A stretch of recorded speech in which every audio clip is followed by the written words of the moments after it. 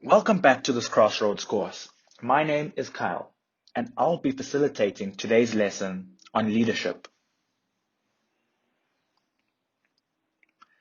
Leadership is universally acknowledged as the single biggest key to the success of any organization and the single greatest need in every organization. This is especially true of the church. The key to building a healthy, growing church is to develop godly leaders at all levels of church life, from small group leaders to pastoral staff. In this course, we are going to lay a foundation for leadership development. When it comes to Christian leadership, the Bible lays much greater stress on character than gifting. We are going to probe some of the fundamental issues of Christian leadership, such as servanthood, power and authority, faithfulness, and discipline. Definitions of leadership. What is leadership? If you read 100 books on leadership, you'll probably find 100 different definitions, but one idea will be common to most of them: influence. Consider the following definitions. Leadership is influence, the ability of one person to influence others. John Maxwell calls influence the definition of leadership. Most simply defined, leadership is the process of influence. However, by far my favorite definition of leadership is that of J. Robert Clinton.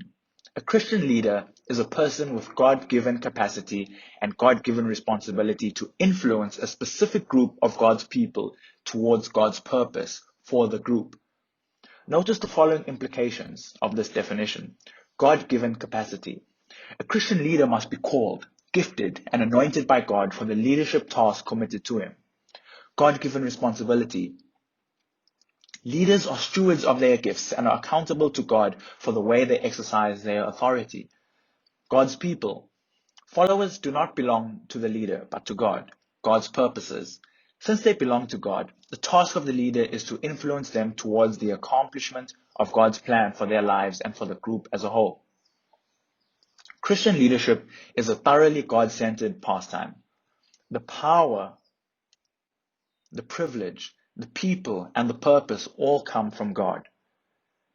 John Maxwell offers another outstanding definition of leadership.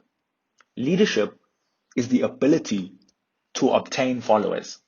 By definition, to lead is to go ahead and show others the way. The easiest way to determine whether or not you are a leader is by whether or not others are following you. A leader is thus somebody who knows where he is going and how to get there. When others realize that you know where to go and how to get there, they readily follow you. When you have a clear goal and a sensible plan, you inspire confidence in others. If you inspire confidence in others, they will follow you. To quote John Maxwell, the first and perhaps the final test of leadership is your ability to attract and keep followers.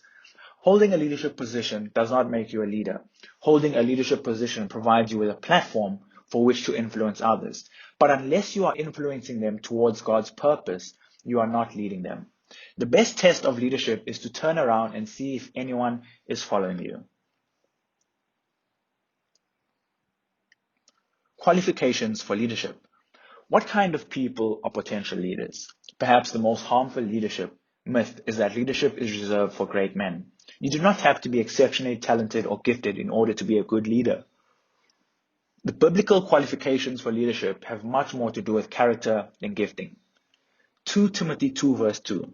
And the things that you have heard from me among many witnesses, commit these to faithful men who will be able to teach others also.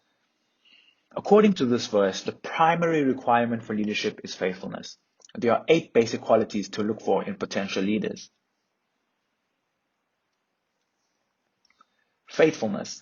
If somebody shows himself completely dependable in fulfilling his duties and commitment to God and man, he is a potential leader. Enthusiasm. If somebody is not passionate about God, his mission, and his people, do not even consider him for leadership, no matter how gifted he is. When we are passionate about God, working for him is a privilege. When we are not, the ministry becomes a chore. We would much rather invest into those who are enthusiastic than struggle with those who are lethargic. Anointing. Faithfulness alone is not enough.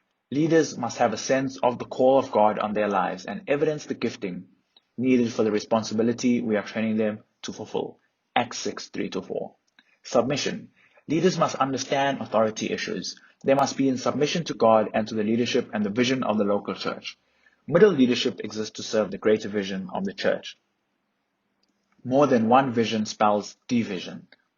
The Bible has a name for highly gifted men who are intent on serving their own vision. They are divisive men. Do not even consider a divisive man for leadership. Teachability. Emerging leaders must be able to receive correction, constructive criticism from those mentoring them within the context of a nurturing relationship. Commitment. Commitment goes together with faithfulness. A leader must be committed to God, his family, his leaders, and his followers. Availability. Leadership is costly in terms of time, money, and energy. The privilege of leading God's people should make Christian leaders must be willing to sacrifice without mourning. We do not want those who will do a half-hearted job because they are unwilling or unable to avail themselves to the Lord. Christian leadership is a great honor and a serious responsibility, not a pet hobby or a selfish right. Optimistic. We want positive people with a contagious faith. Leadership is for faithful people who are part of the solution rather than part of the problem. Their God must be bigger than their giants.